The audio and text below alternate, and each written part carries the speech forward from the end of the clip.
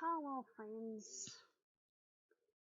Now let's shift back to this so I can actually read it because I don't have...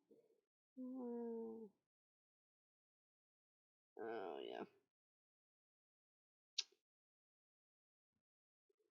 Okay, let's just see, because it is video game music.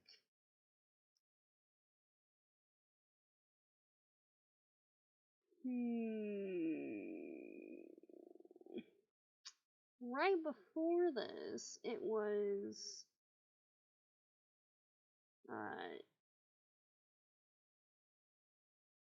Lake Lamode from Super Mario Odyssey. And what it was just on was Relic Forest from Pokemon Coliseum. So, I don't know if that has anything to do with it or not. But, alright, so, hello friends.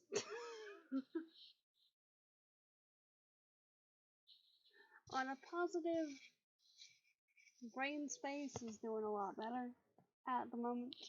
So, there's that. Yeah. I will say, right, I've been, yes, indeed. Because science.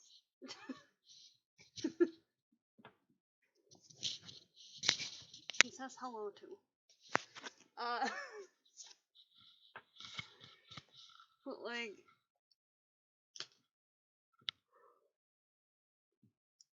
I've discovered that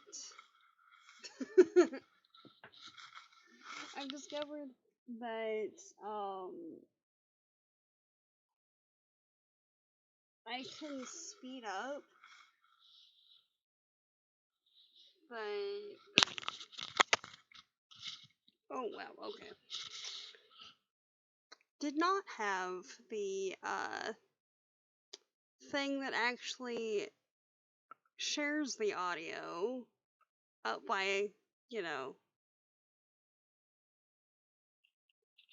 where the audio should be. So there's that. Okay, one sec. Okay, that should be relatively static now. Alright.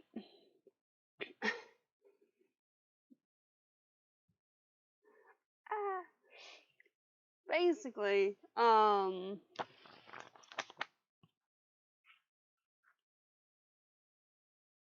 if I have a physical print or like just some kind of text copy, then I can have the audio going at like up to 2.5 speed and be alright. Otherwise, not so much. Oh, jeez. Oh.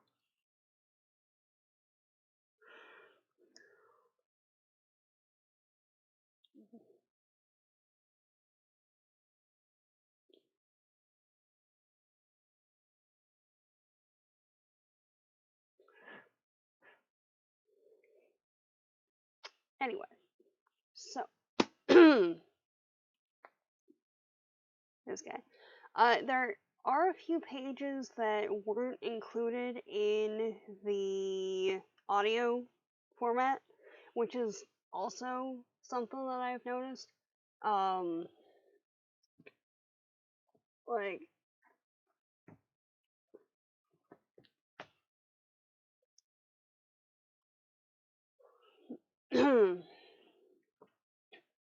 like I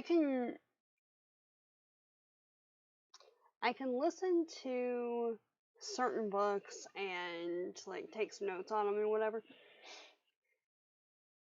but just like there's some that I can only like physically read.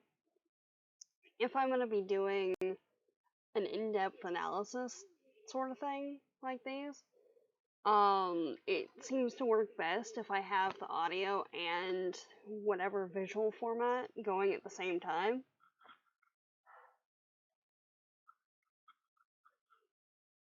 Which is good to know. But yeah, there were a couple of pages in here that weren't included, so I can just read that for y'all. But we've got, what's it? The last 2 essays and the epilogue.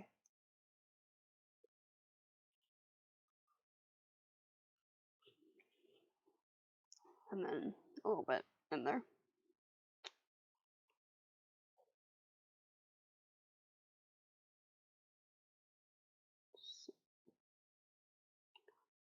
Oh, there we go. Alright.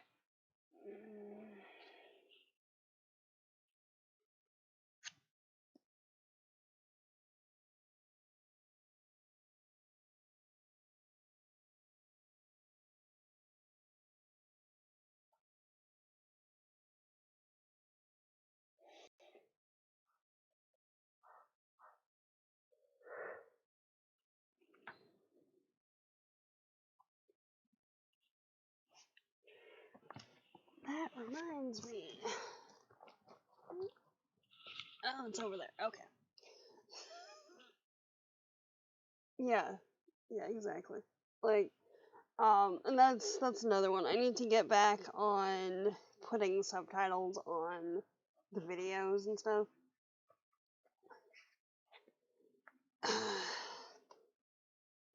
Because part of it is, so far, I've just been trying to either type out an exact script and then follow it and then put that in there.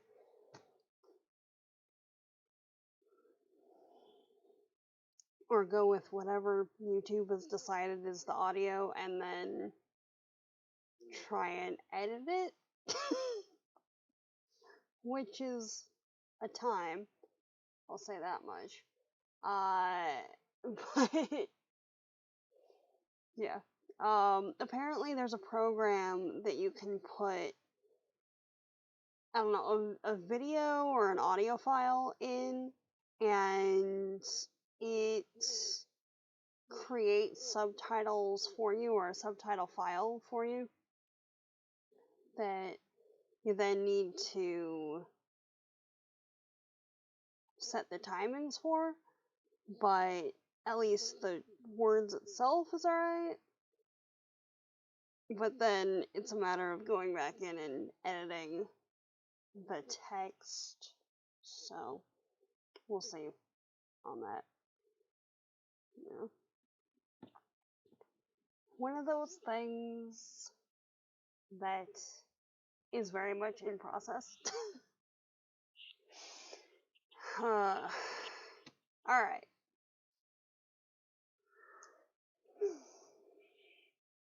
So, Braiding Sweetgrass, Part 5.2. So we went through the first 4 on Monday.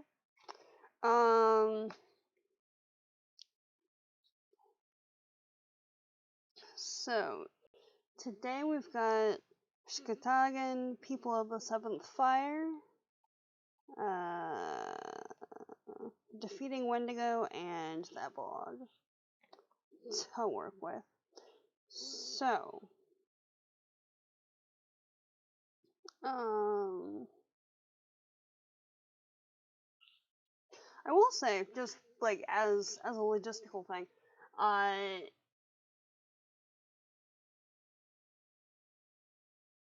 being able to get a fire started is a skill.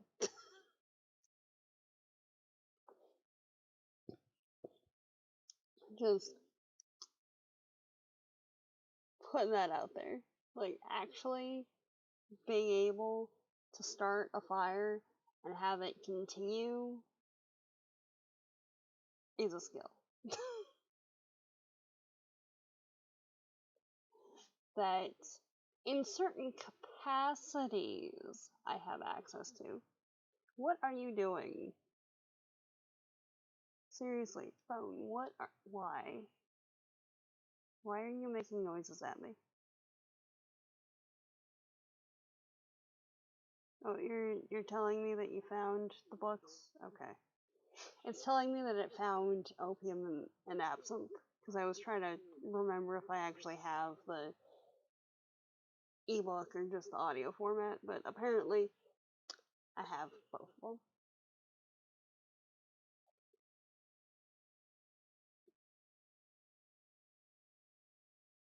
them. Exactly. Thank you, honeycomb.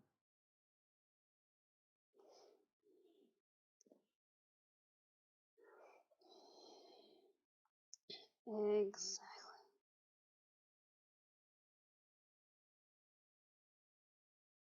Oh yeah, just a thing, right?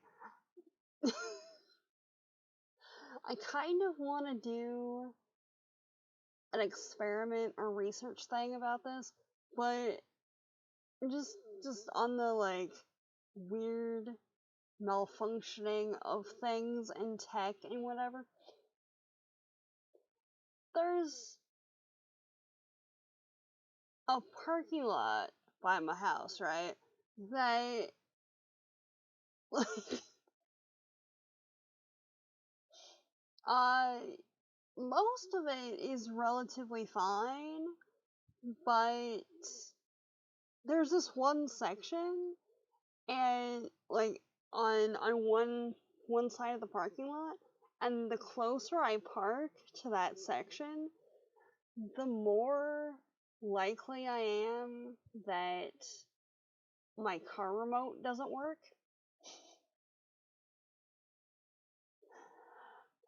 which is bad because I can't physically lock my car because the alarm goes off. But the closer that I am to that section, the more likely that the alarm buttons, like on the remote, don't work. So you have to be like in the window, like aiming it at the ignition and stuff for it to actually lock properly. Which is hilarious because you drive to like the middle of the parking lot and it's fine. That's what I'm thinking. But it's like, what in this area is making it weird? I don't, what? Uh, so annoying. It's like, huh. It's to the point that there's been times that I've just parked like in the middle of the space and like walked to the end because I didn't want to deal with it. Because it's that obnoxious. Anyway, alright. So, this guy. Um,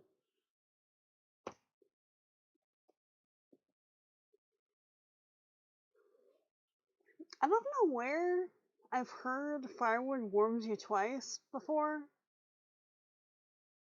but I have for the reason that it's talking about, honestly.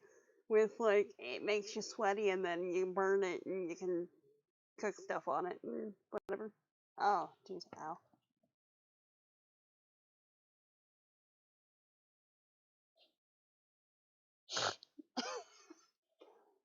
Yeah, yeah. That one I have a bit more experience with. Yeah. Some friends were trying to come to the house a couple years ago, and one ended up at a laundromat in an entirely different city.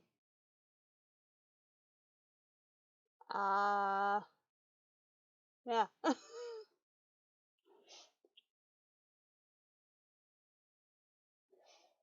Yeah, no, we'll have a chat about that one later. Yeah, exactly. One's in the cutting and one's in the burning. Because, yeah, yeah, working up a sweat and all that.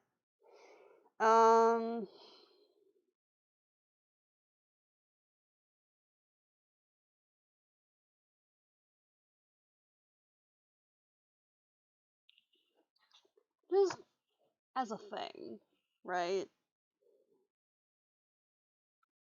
A one match fire is a feat in and of itself, and like, I realize, we were, we were a bunch of little kids, uh, being organized by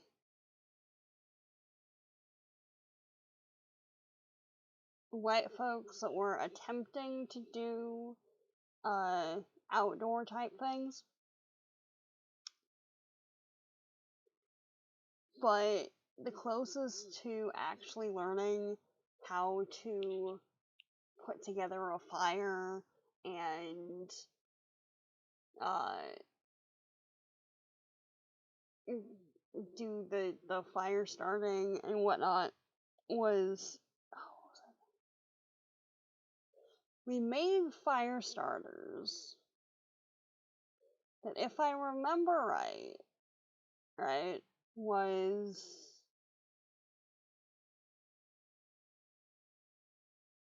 yeah, okay.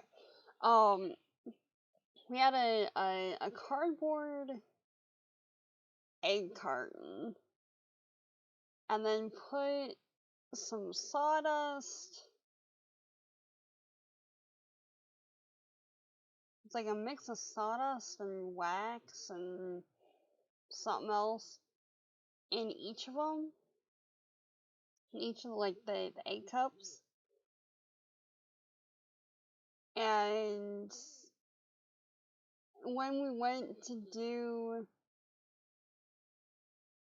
a camping thing, like, a few of those little bits got thrown in a bag, and when we were trying to start a fire, that was the fire starter.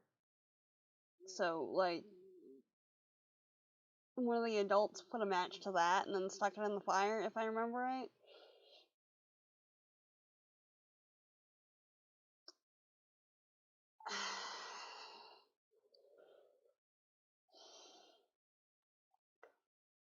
Okay. It was the early to mid 90s, and uh the um the other leader person and her husband were trying to teach the kids, were very, very white, uh teach teach the kids of multiple nationalities how to create fire the Indian way.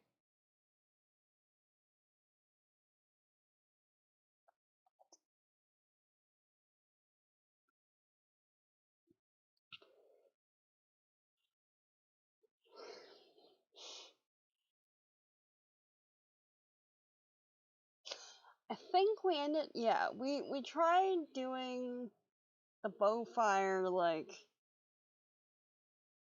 once, when everyone was like, yeah, yeah, it was, oh, it was bad. I don't know, when we were like 7 or something. And because of who was attempting to take part of it, it descended into like a cousin whapping or other cousin with a stick, or I don't know what happened. It didn't last very long, but yeah. So like I'm reading this, and that whole thing is playing in the back of my head, like ah, no. Uh, yeah. Like somewhere. Wait, where is it? It's in the closet still. Wow. Okay. Um, I know there was an old Victorian house that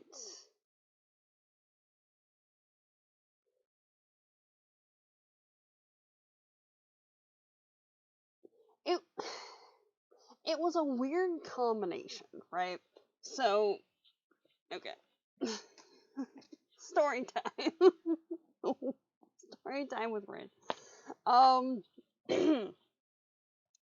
It was an old Victorian house that I went to once or twice.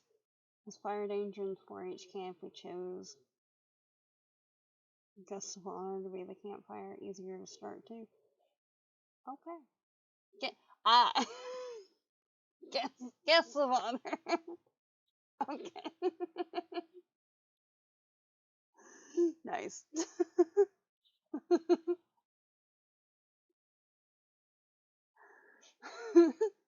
I was gonna say, like, this esteemed Zephyr has come from yonder.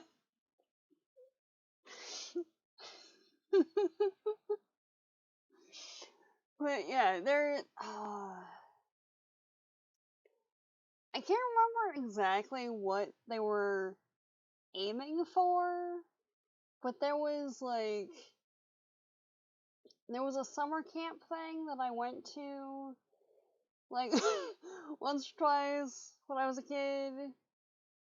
I think, I think it was like, I went by myself and then, like, the scouts went for, like, a day thing. But when I was there by myself, it was like, there was one day that we made bread.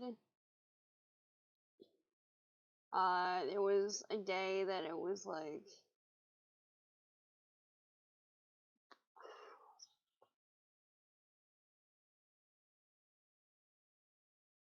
it was an old Victorian house, right?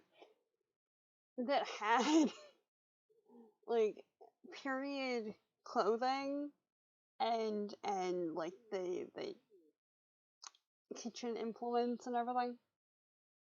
So I remember trying to operate like an old school washing machine that was, a board. Can't remember the proper name for it, but the corrugated board with the thing. Um, but one of the stations that we went to was, if I remember right, they'd gotten a Native American guy to come and show a bunch of kids how to.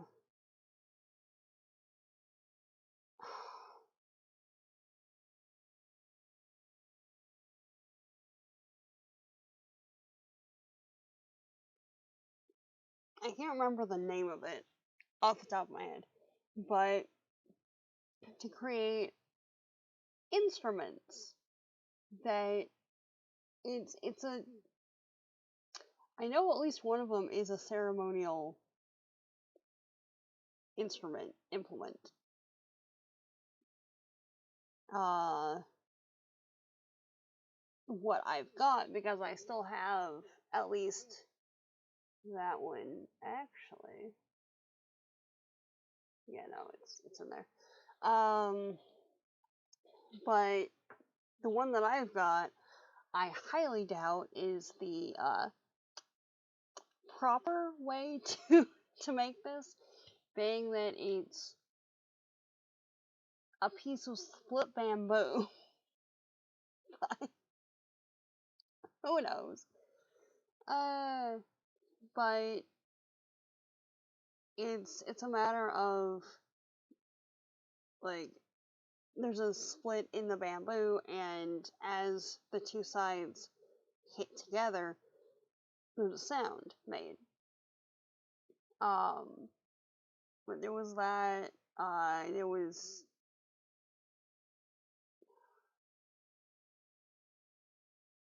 all that's coming to mind, because I'm pretty sure that's how it was described, was a bullwhip, but that's not what it is. It's like there's a piece of wood, at least for the one that I ended up making. There's a piece of wood about yay big on a string, and you swing it around and it makes a sound. But I believe that one is like, now, might be completely inaccurate with this, but if I remember right, again, I was like 7. Uh, that was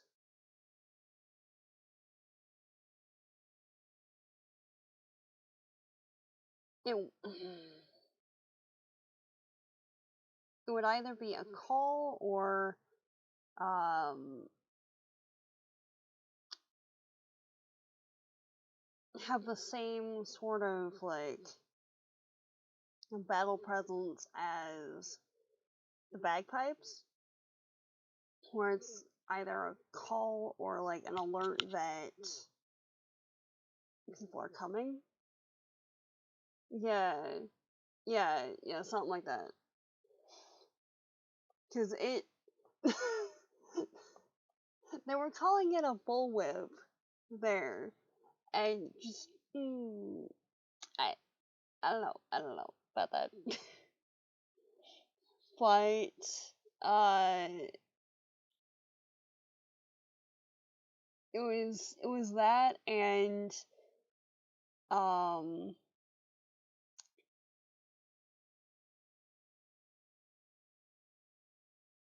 making a seashell necklace, because I think there was one guy in the entire bunch, but it was like 10 7-year-olds, like, yeah, exactly. Exactly. Remember, it's like, I've watched Indiana Jones like 4 times. That's that. Okay, whatever. Moving on. That's not that though. What? No. Okay. Yeah. So there was that. Um, I still find it kind of fascinating that each of us was meant to create a hole in the shells by ourselves.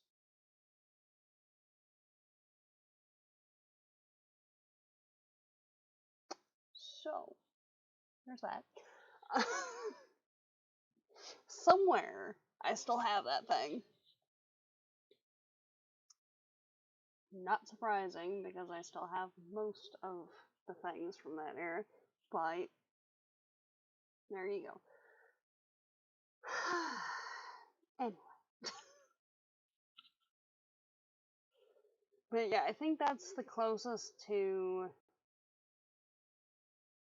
using something like uh,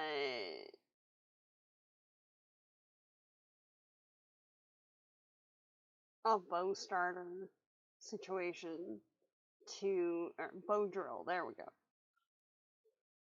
I think that's the closest to a bow drill that I've gotten to like actually be successful because that's what yeah exactly that's basically what we were doing. Oh yeah, and made a rain stick. Yeah, there we go. With nails? Yeah. Yeah. Nails, like short nails and rice or beans or something in uh paper towel tube.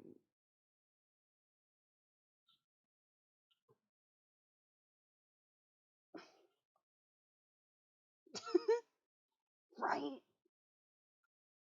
Right? Like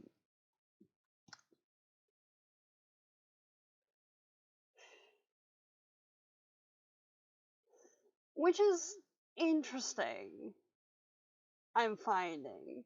Because like kids from my generation have stories of like, oh yeah, like I was playing with this thing, like my generation and like earlier, like I was playing this with this thing and it's super awesome. Wait, what do you mean it's been banned in 5 countries? What? Or we used to eat this thing. It's so amazing, and it has. Oh, okay, it has that in it. Oh, all right, yeah. And then I see random jokes from like Gen Z that's like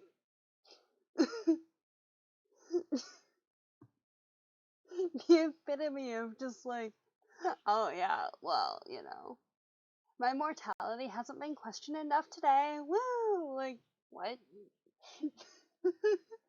What?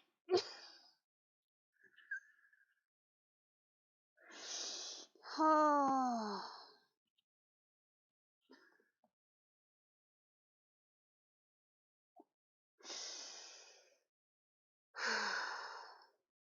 Oh. Uh, anyway.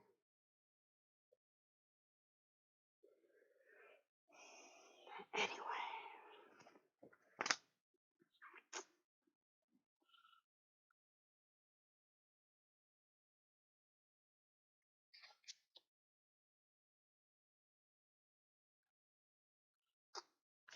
So,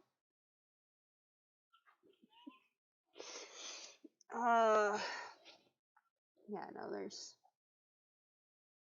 stories.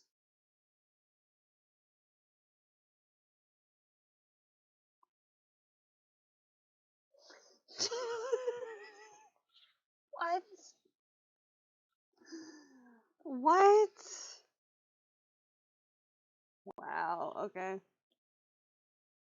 I mean, I think the closest to that I got was like, uh, I had a friend who had the, oh, what was it, like Susie Eats a Lot doll or whatever it was called. The thing that it was a doll and like the jaw moved and you had to like feed it plastic food and stuff.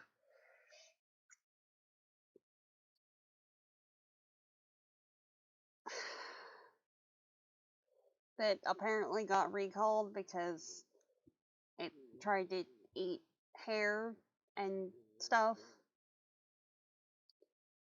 but theirs was fine, so they kept it because they're geniuses. Which, incidentally, that was the same family that was heading the, like, we're gonna teach you how to do things the Indian way. The same people. So, I don't know about that.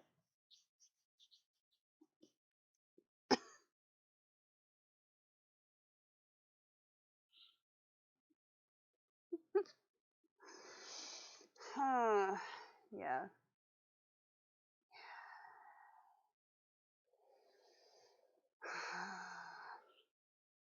Admittedly, most of my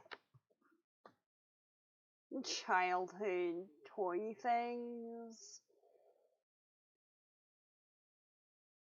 were board games or like, I mean, I have dolls and stuff from that era, but never really played with them. Cause,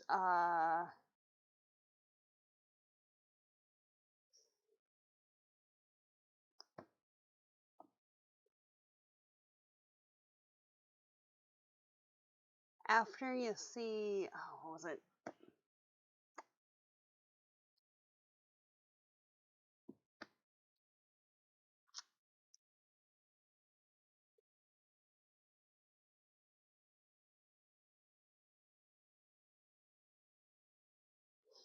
It was either Annabelle or, whichever pre-iteration of Annabelle, was from that era when you're 5. Um, dolls kind of lose the appeal. Not gonna lie. You know? It, mm.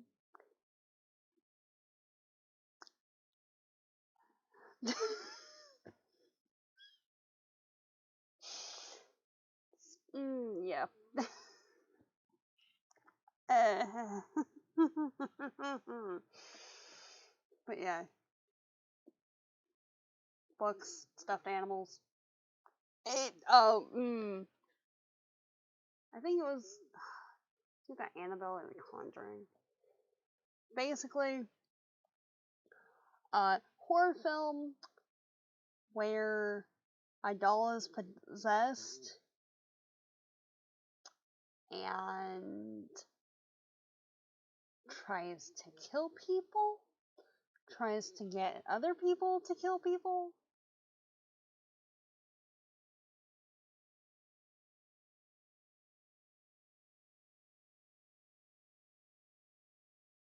Yeah.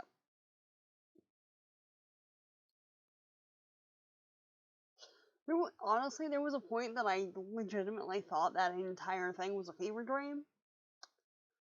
Um, but apparently that was a real thing.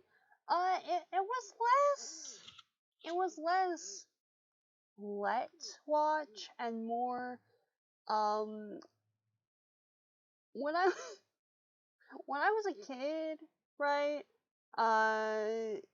Yeah, no, it it it came out before Chucky. I know that much. But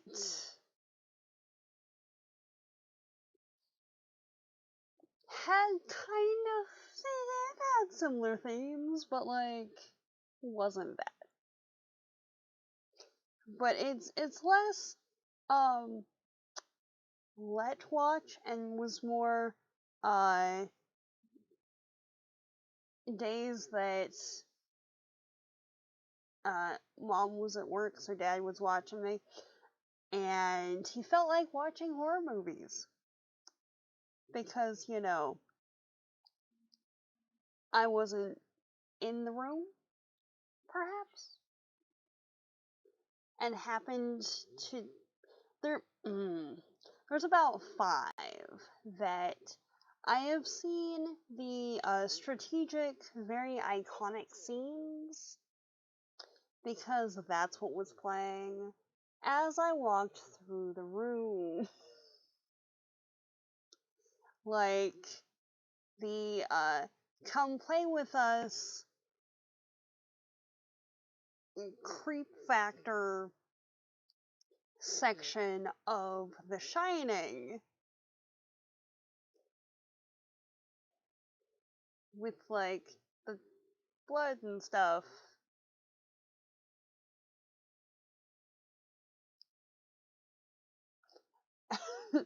and like a particular scene in whatever that in, The Conjuring, maybe. I think it was The Conjuring. I don't know.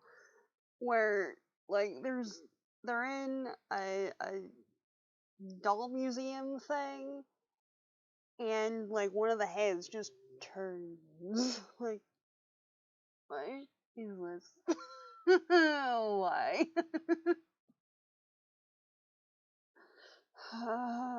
Like, legitimately, there was one. Can't remember what it was.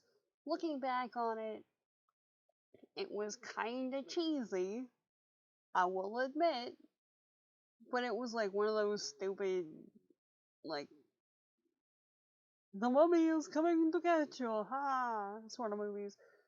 But it was just like bad green lighting everywhere, and a coffin thing in the middle of the room, and you just see like the lid start to shift over and a hand come out. I was legitimately afraid of boxes for like 2 months after that. Like, why?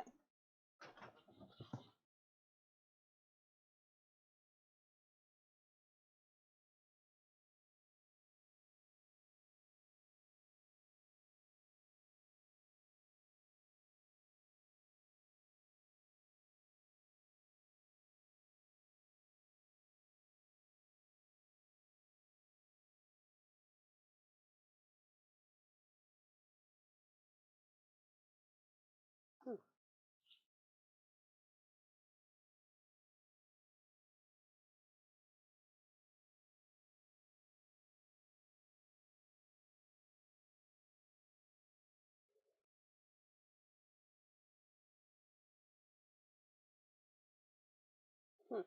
Okay.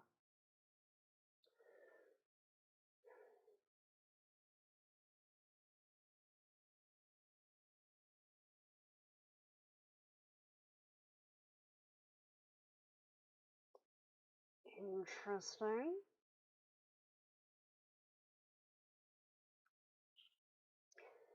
Um, it felt like there was a mini earthquake sort of thing, but I don't know if it's because I'm just this close to the wall or what, but it felt like it was on this side. But I've got some hanging stuff up here and nothing's moving. So, I don't know. I mean, I guess like this guy up here is shifting a little bit, but then the air's circulating too. So, I think that's the only thing happening with that. I don't know. It's very strange. Oh, okay. Let's see.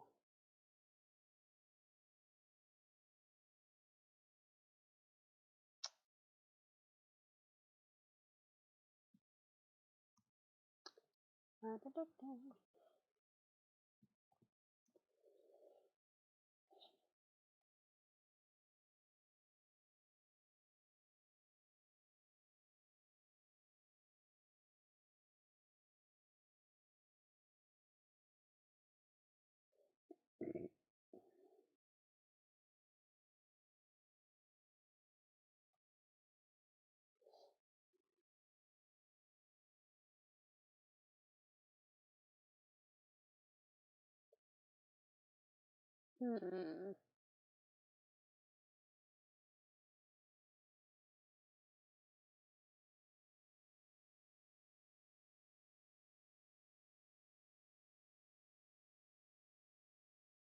Yeah, if there's one.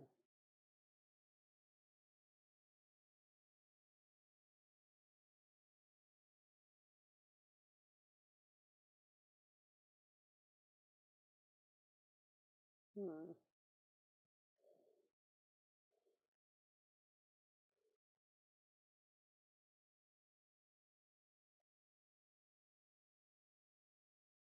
Hmm.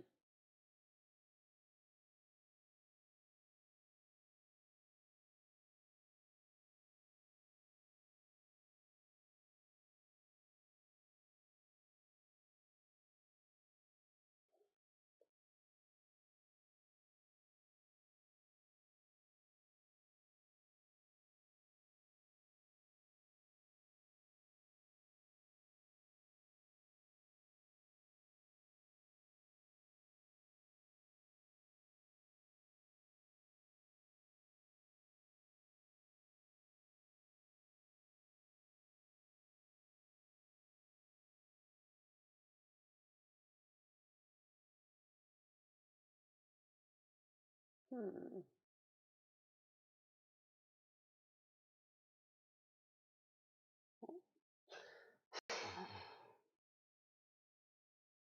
You done?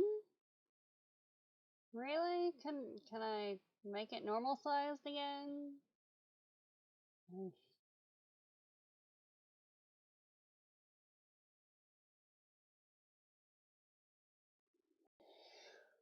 Huh.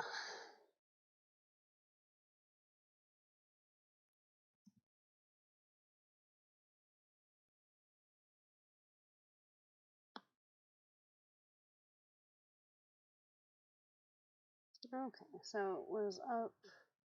There was one today, but it was up in Bakersfield. But depending, it's like a 3.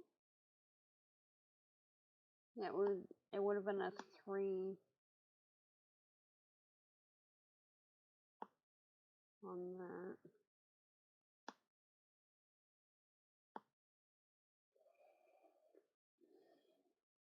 And I'm over here, so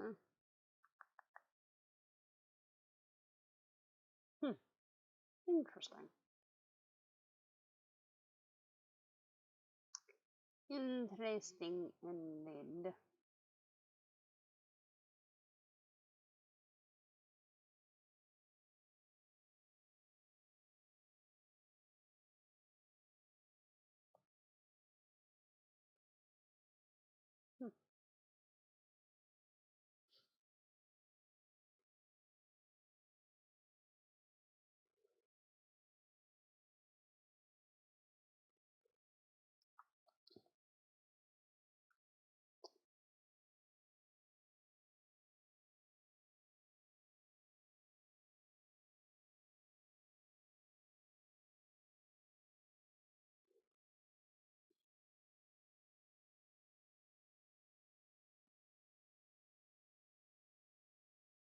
Okay, one sec.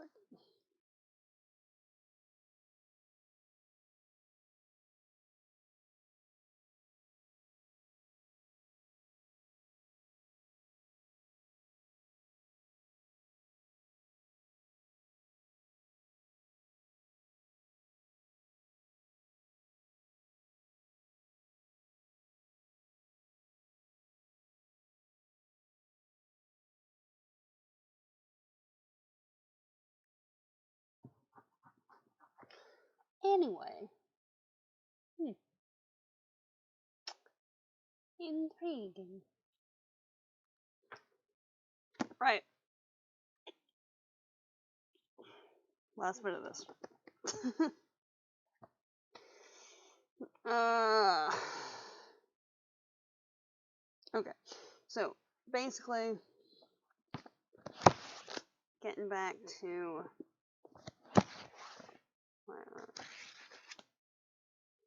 there's just something satisfying about the page flippy sound. I don't know. Anyway, um,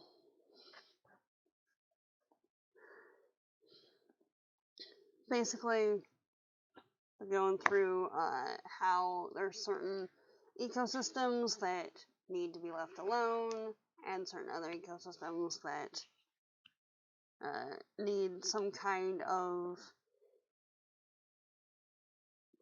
maybe not intervention, but some kind of interaction with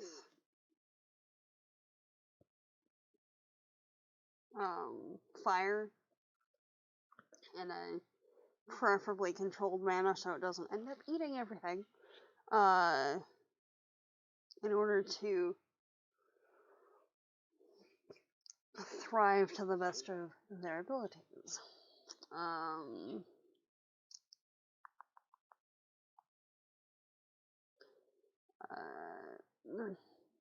and the fire and water and everything has a creative and a destructive side, just like each of the 4 elements does.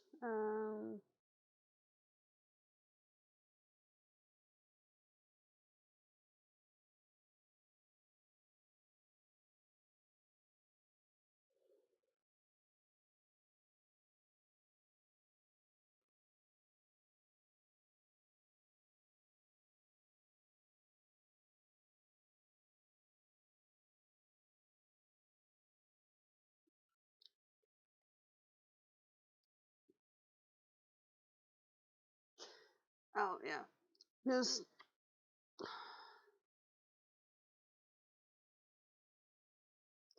the phrasing, right? When she's talking about, was it the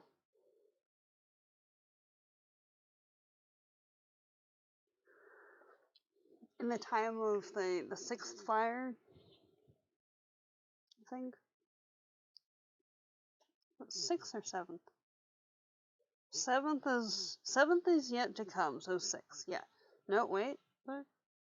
People no. Seventh is now. Yeah, okay. So, after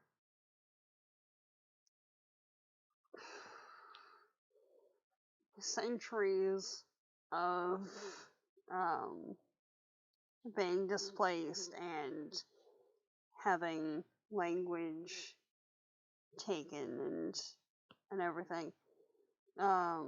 What's it? The people of the seventh fire do not yet walk forward. Rather, they are told to turn around and retrace the steps of the ones who brought us here. Their sacred purpose is to walk back along the red road of our ancestors' path and to gather up all the fragments that lay scattered along the trail. Fragments of land, tatters of language, bits of songs, stories, sacred teachings, and all that was dropped along the way. Our elders say that we live in the time of the seventh fire.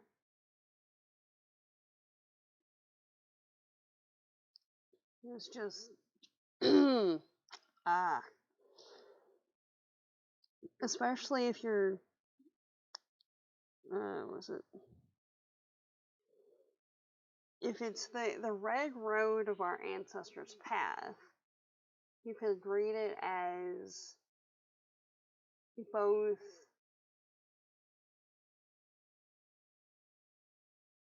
going back in your bloodline to try and reclaim what was lost, but also to retrace the uh, literal, in many cases, bloodied steps of your ancestors who were forced to um, relocate because white folks wanted their land.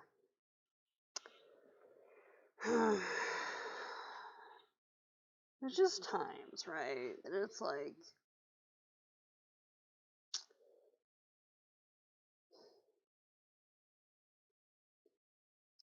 really want to go back in time and, at the very least, smack some people for being entitled morons. At the very least. Let's see.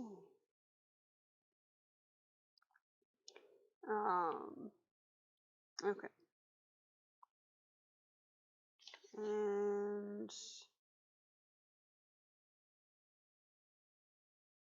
oh yeah, and if you're making a fire, the components play a role in um, how the fire itself turns out.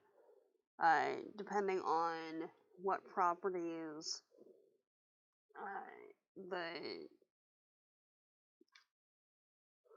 the different ingredients have and how they've been treated and how you're working with them. Okay, so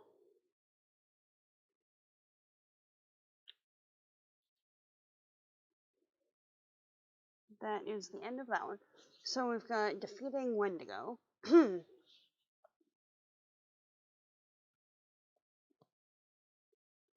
Seriously. Seriously, like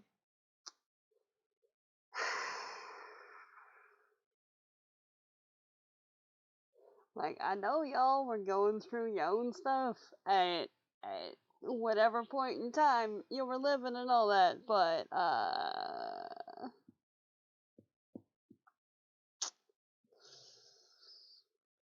Oh, come on.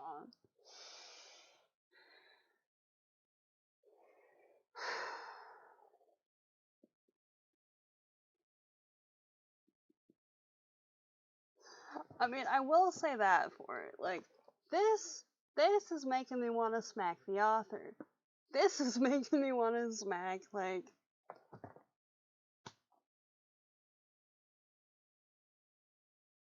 everyone who's been in power since, the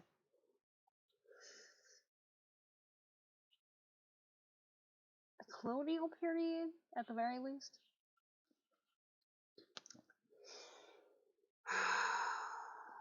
No, before that. Yeah. Just like,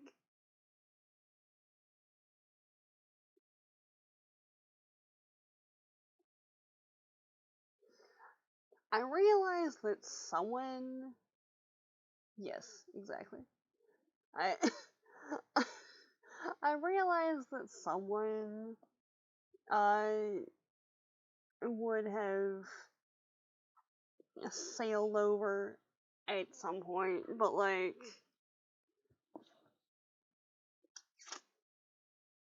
there's just times, right, that I wonder what would have happened if the Columbus entourage just kind of sank. I don't know. I don't know.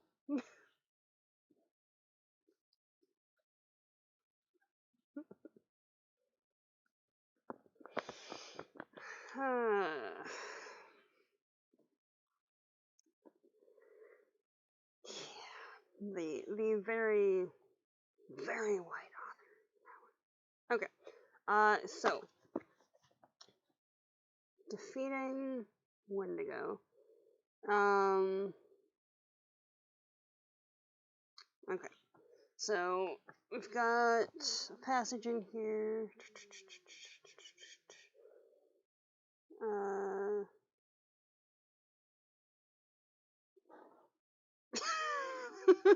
I mean,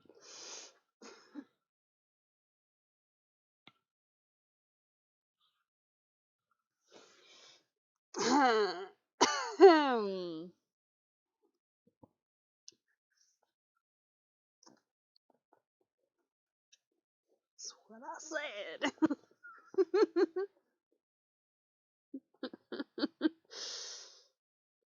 Whether it's a storm or pirates or, random sea monster. Whatever. Hit a giant rock in the middle of the ocean,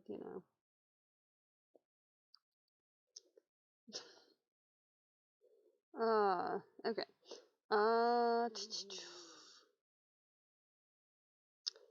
Okay. Exactly. One situation I would not be sad that, like, one of many situations, really. I would not be sad if the whale won on that one. So, there we go. Okay. So, in this one, so the Wendigo is a representation of greed and seems to have more power, more stability in the winter because that is the time of uh, hunger because there's less food resources available, that sort of thing.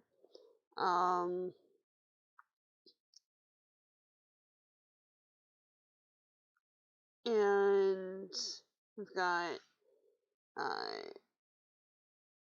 the greedy economies being likened to the Wendigo. So we've got climate change will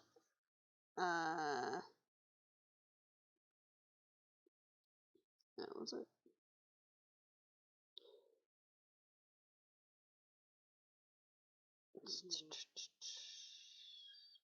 Some folks argue that we need do nothing at all, that the unholy coupling of greed and growth and carbon will make the world hot enough to melt the Wendigo heart once and for all.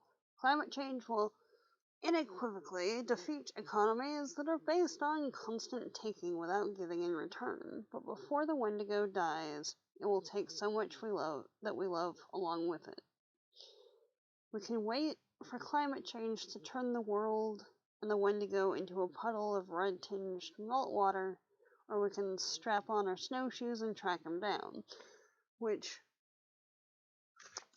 interesting. Yes. Exactly. Need feeds greed, and then it's a cycle.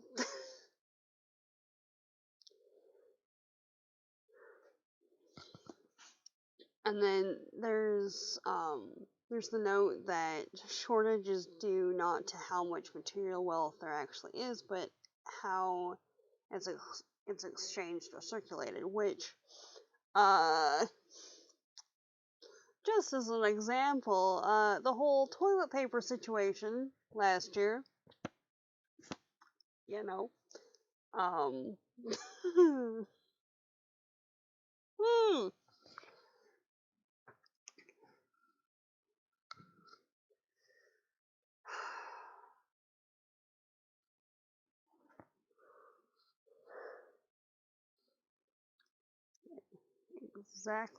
exactly that. Just on a generally more personal, exactly, uh, sort of range, but also how, um, a lot of northern countries are treating, like, the vaccines and stuff, too. Because, come on now. Which is even worse, because there's a lot of people that are refusing to take them. Like, why? Why are you like this? I will say, the description that she gave of defeating the Wendigo as a physical monster, but defeating the Wendigo through the power of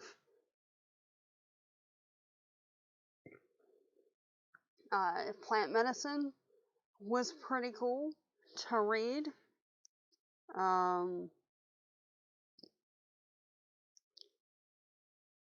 Because it's a matter of, like, expelling all the negative things, and then healing what's left, and then listening to a story about how everything is connected. It's like, alright, that's an interesting way to do it. Okay.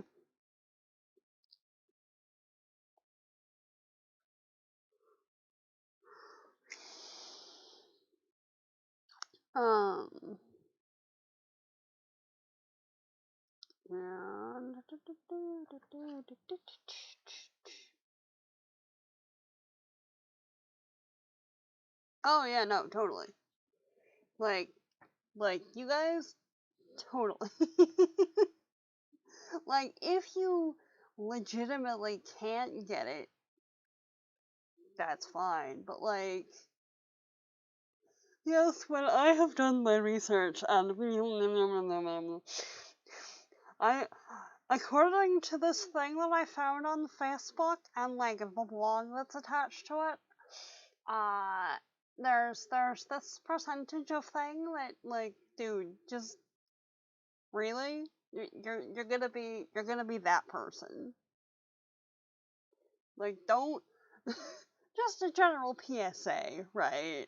If you have the option to get vaccines, and you can physically get the vaccine, or vaccines in general, really, for your benefit, for the benefit of everyone around you.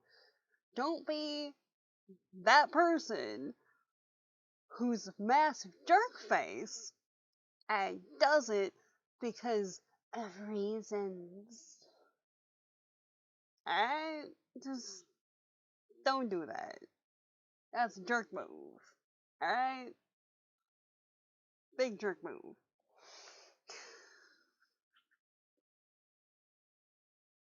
Come on.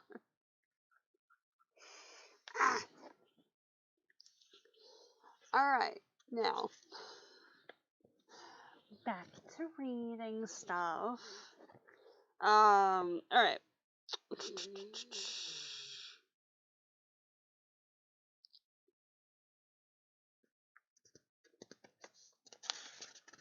Which,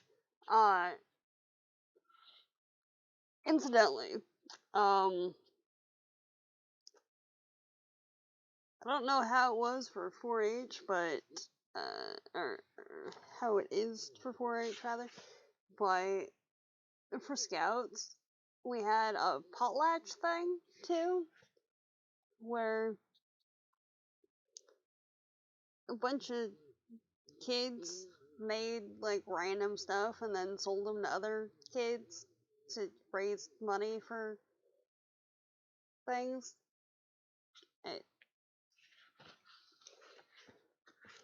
The older I get, right, the more I realize that so much of what we were doing as Scouts is based on Native American something.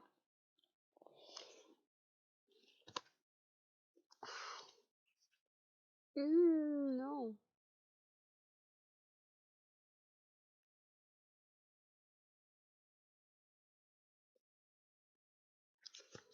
Seriously. Okay. So, now we've got the epilogue. So, returning the gift. Basically,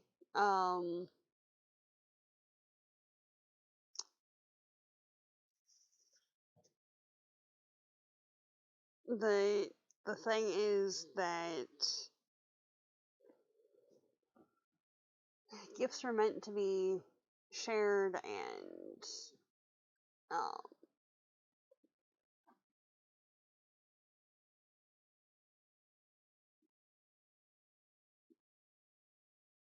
worked with and everything else, but like unless you actually need whatever it is, don't hoard it, which is something to keep in mind. Okay. Now, I know that this part was not included in the audio, which don't know why exactly, because she read out the acknowledgments, but not this part. But there's a section that's note on the treatment of plant names, note on the treatment of indigenous language, and a note on indigenous stories. So, let's get through there. So note on the treatment of plant names. We accept with nary a thought that the names of people are capitalized. To write George Washington with lower caps, lowercase, letters, would be to strip that man of his special status as a human. It would be laughable to write mosquito with a capital M, if it were in reference to a flying insect, but acceptable if we were discussing a brand of boat. Capitalization conveys a certain distinction, the elevated position of humans and their creations in the hierarchy of beings. Biologists have widely adapted the convention of not capitalizing the common names of plants and animals, unless they include the name of a human being or an official place name. Thus, the first blossoms of the spring woods are written as bloodroot, lowercase, and the pink star of a California woodland is Kellogg's, with a capital K, tiger lily.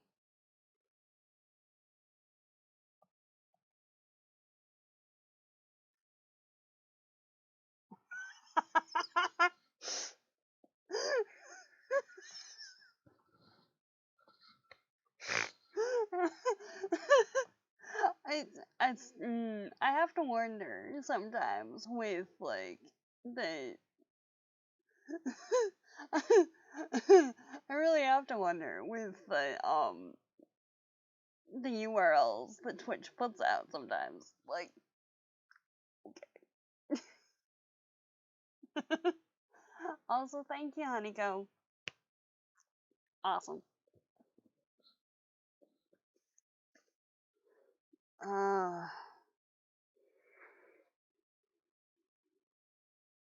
Okay. Did you guys hear the plant name thing that I was just reading, or no? Yes! Awesome. Fabulous. Fabulous.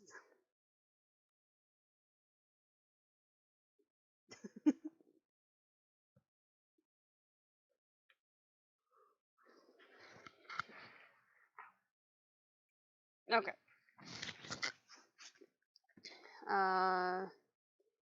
A note on the treatment of plant names, because I know this section wasn't included in the audio stuff. We accept with nary a thought that the names of people are capitalized. To write George Washington with lowercase, yeah, I kind of figured, would be to strip that man of his special status as a human. It would be laughable to write mosquito with a capital M if it were in reference to a flying insect, but acceptable if we were discussing a brand of boat.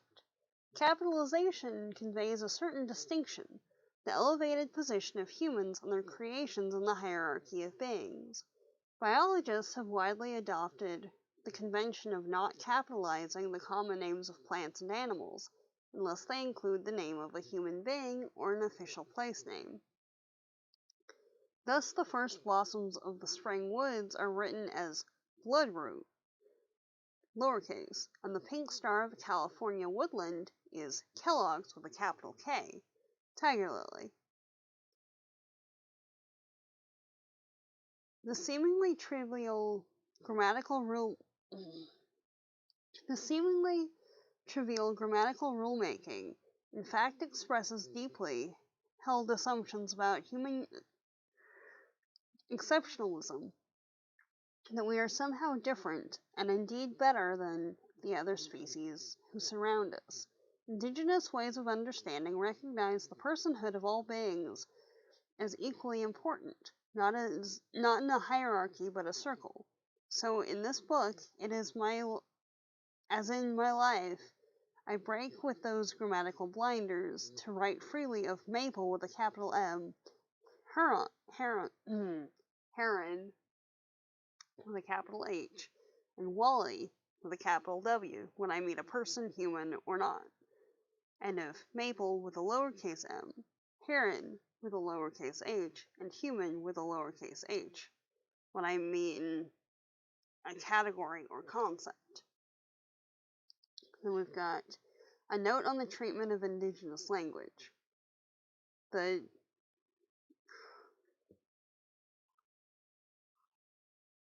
Potawatomi and Anishinaabe languages are a reflection of the land and the people. They are a living oral tradition which had not been written down in their long history until fairly recently. A number of writing systems have emerged to try and capture the language in regularized orthography, but there is no firm agreement on the preeminence of any among the many variants of a large and living language. Potawatomi elder, fluent speaker, and teacher Stuart King has kindly sorted through my rudimentary use of the language, confirming meanings and advising on consistency in spelling and usage. I am most appreciative for his guidance in my understanding of language and culture. The Piero system's double vowel orthography for writing the language has been widely adopted by many Anishinaabe speakers. Most Potawatomi, however, known as the vowel droppers, do not use Piero. With respect for speakers and teachers with these different perspectives, I've tried to use the words in the way that they were originally given to me. Okay.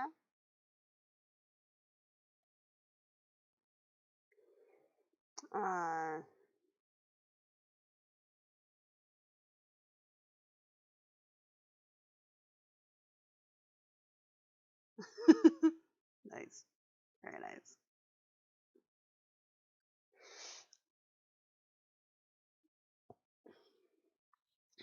And then a note on Indigenous stories.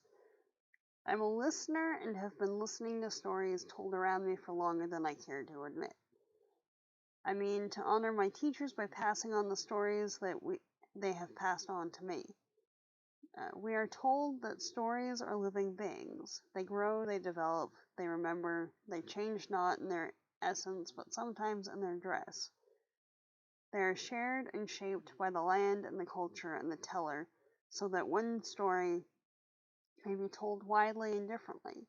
Sometimes only a fragment is shared, showing just one face of a many-faceted story, depending on its purpose. So it is with the stories shared here.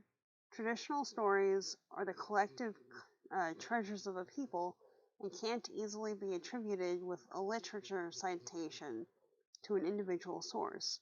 Many are not to be publicly shared, and these I have not included, but many are freely disseminated so that they may do their work in the wider world. For these stories, which exist in many versions, I've chosen to cite a published source as a reference, while acknowledging that the version I share has been enriched by hearing it multiple times in different tellings. For some, I do not know of a published source for a story, passed on in the oral tradition. Chinmagwish to the storytellers. So, yeah.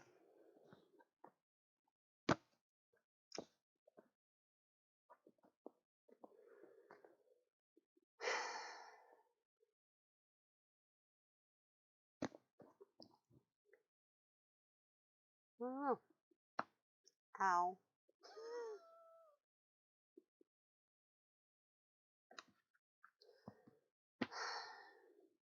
Anyway. Any general thoughts or what have you before we put this one to bed temporarily? Okay. I'm gonna I'll just put that there for now. Okay. For this one and yes. Excuse me. Ow. Oh man.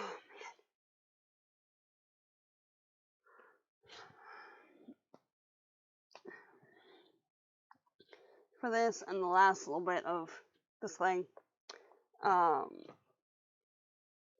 gonna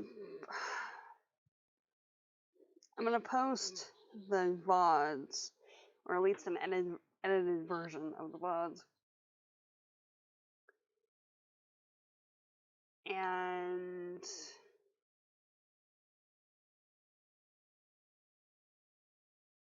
I'm gonna try and get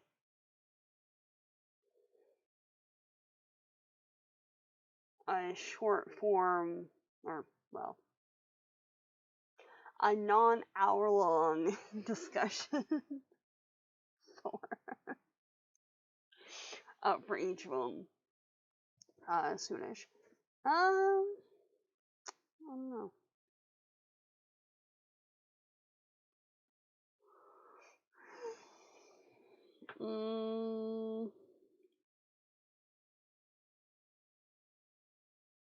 Raindrops.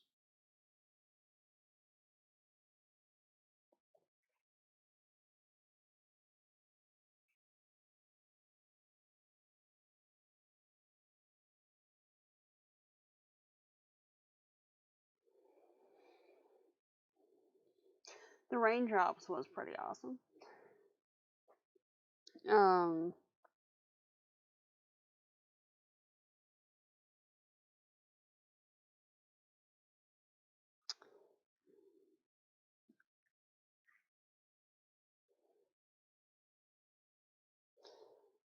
Do you mean the witch hazel one?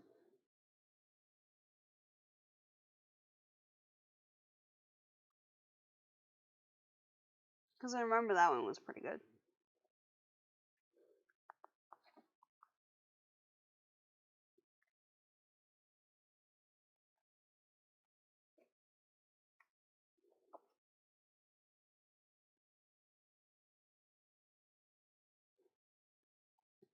Yeah.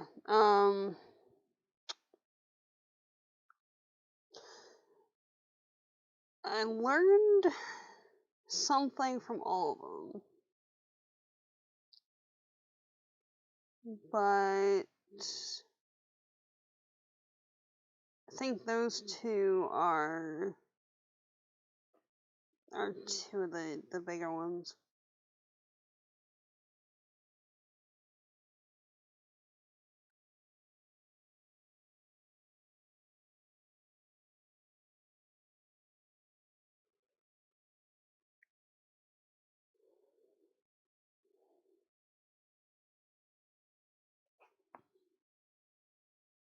Yeah.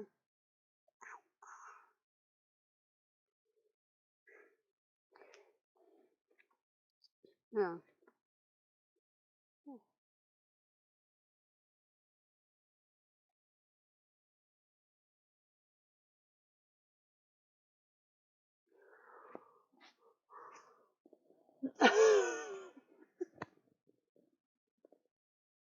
Yeah.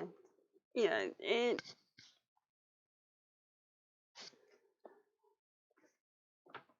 And there's some that the content maybe didn't hit as hard as it did for other ones, or I might not have related to it as much, but the lyricism of the way that she writes prose is kind of amazing.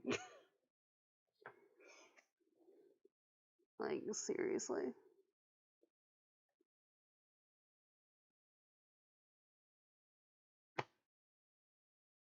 Seriously.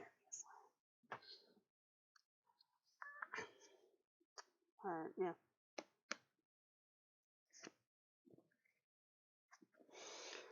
Alright.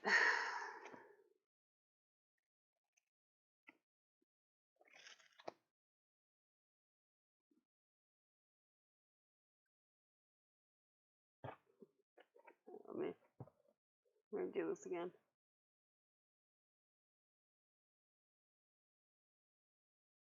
Yeah. Yeah. As previously observed, much more in the way of actual relevance and weight and and whatnot than the previous text.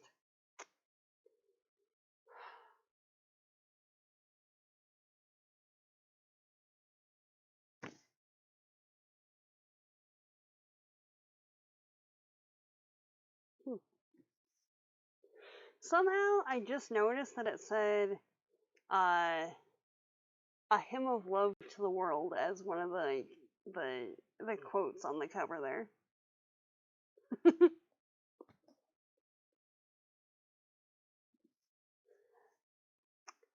I mean, I would, but like, then I would have to go find it.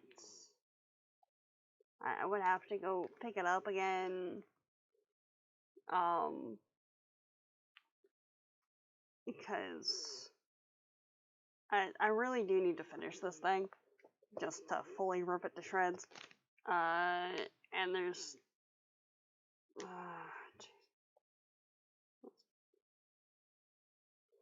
like 30 pages left, and then I can eat it.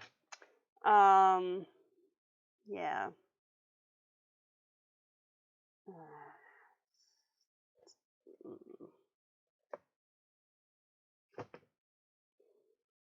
Because the part of me that wants to throw it somewhere,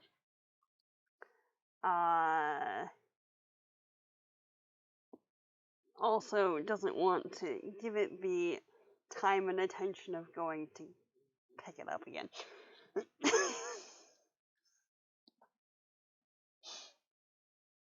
I mean, I've read a good couple of books